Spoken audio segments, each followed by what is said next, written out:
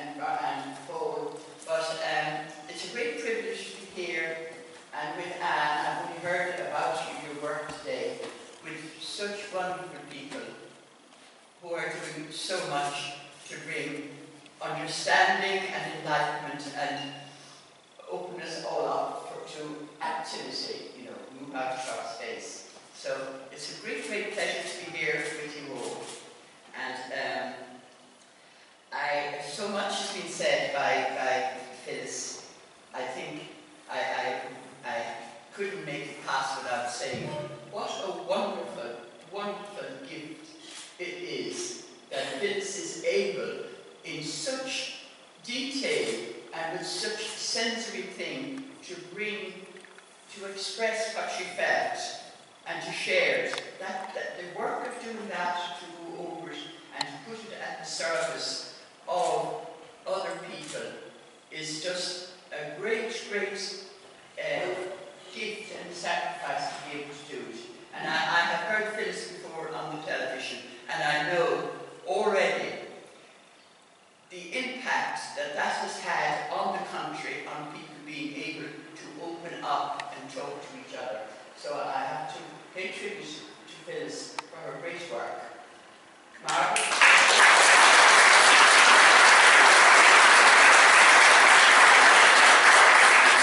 Thank Margaret Tierney, whom I know for a long time in Galway, who was the first to involve us with Console. I have been to many Console events with the President before he was President, and since. So Margaret has been just so proactive in spreading the word, the hope about Console. And Paul Kelly, I should, I suppose, straight away congratulate you on your great work and also the recognition that has been given to you by the UK Labour Party, the Irish Society there, who gave you a special award presented by Kendall EMP for the great work he has done for Console in the UK in the last 18 months. So I think that's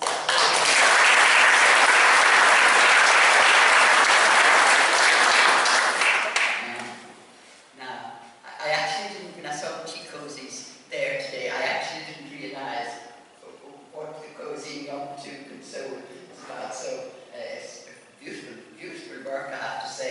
I love the idea. But I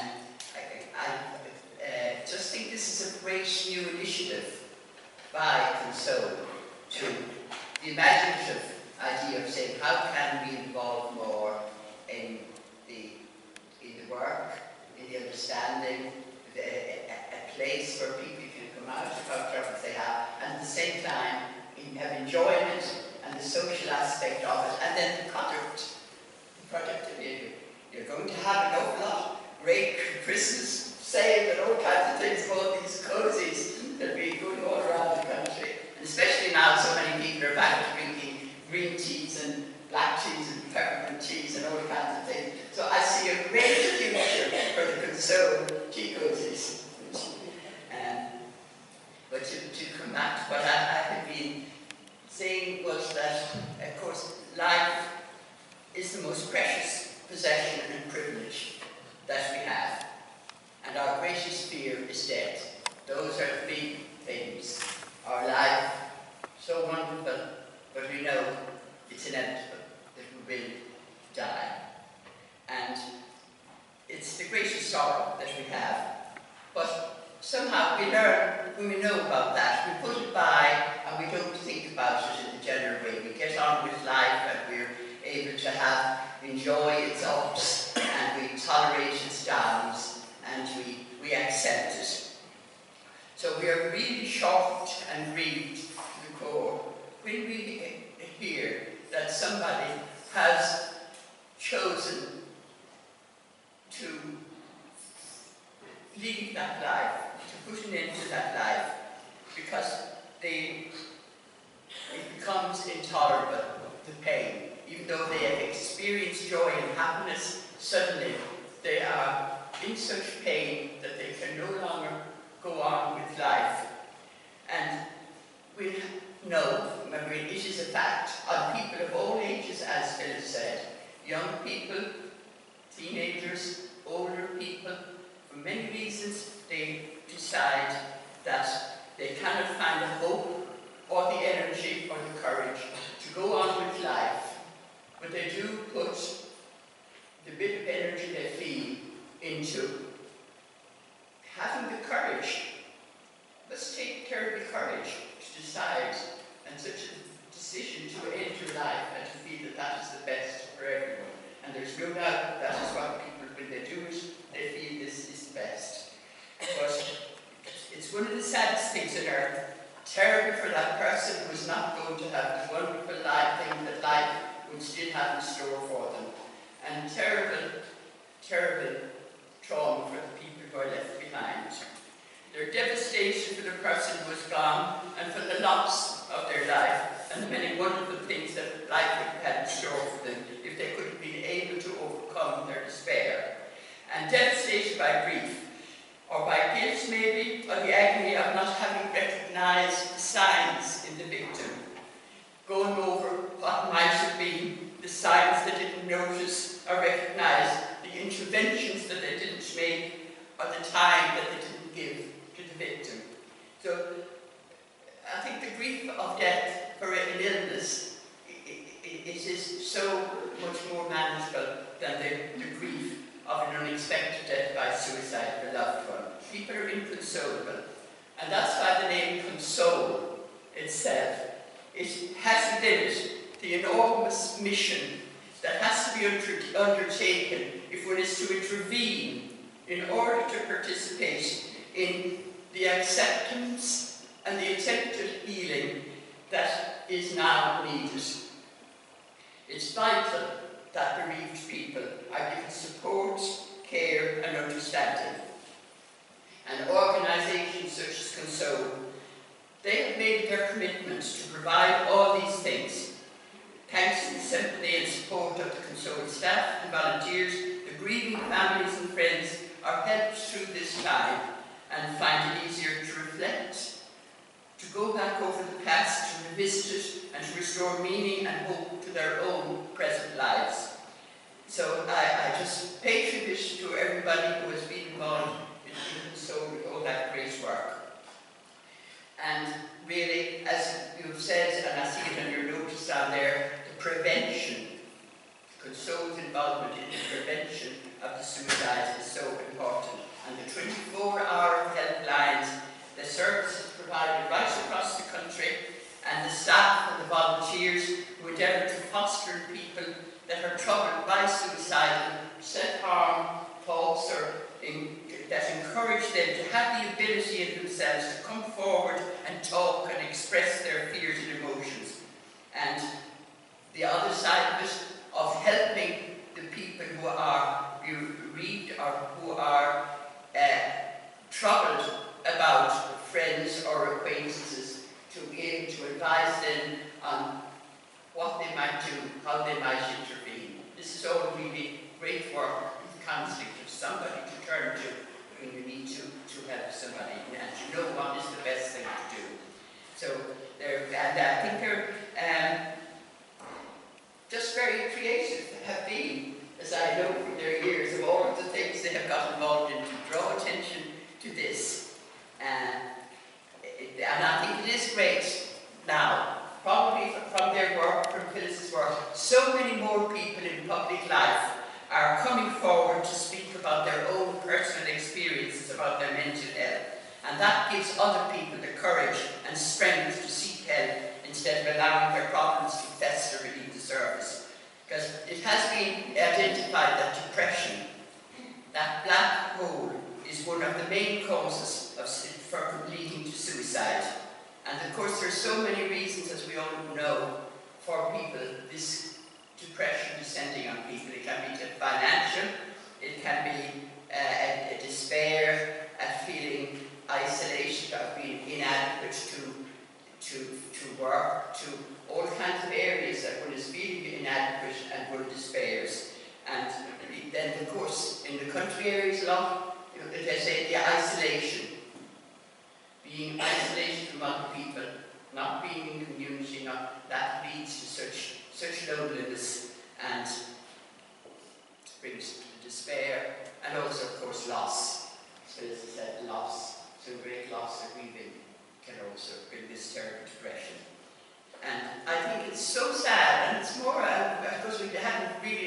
much about it. So many young people that they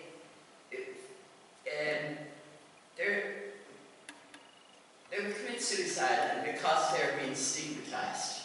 And it's a terrible thing that it is their own community, their peers, who bring this about by targeting them and bullying them or treating them as being different.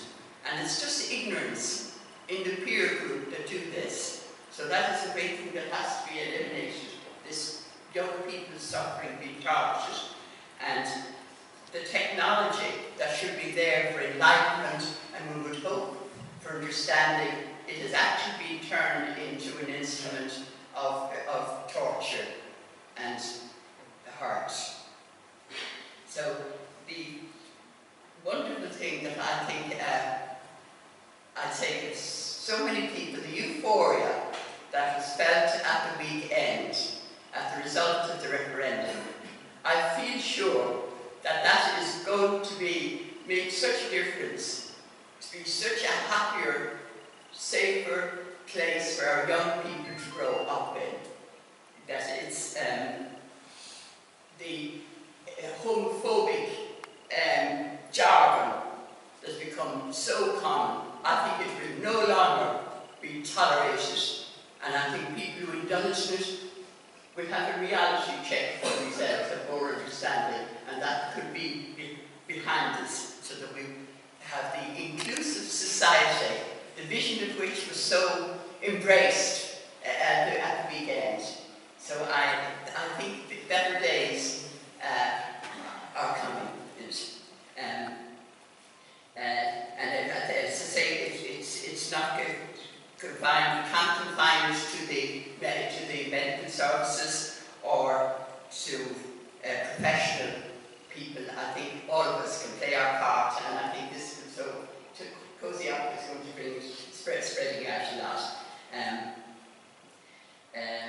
I think that for myself, it's my little thing that as we reach out to that there are things that can help. I believe that in education, children can be given tools that will help them with both their physical and their mental life.